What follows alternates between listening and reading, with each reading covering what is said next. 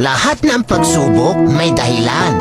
Lahat ng paghihirap may katapusan.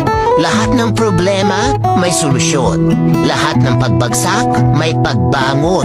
Wala tayong hindi kayang lampasan at pagtagumpayan kapag Diyos ang ating maging sandalan. Alam mo ba kung ano yung pinakamasakit na katotohanan? Yung sarado yung mga mata nila sa mga kabutihan mo. Pero bukas yung bibig nila sa mga pagkakamali mo. Kaya lawakan mo lang lagi ang pangunawa mo.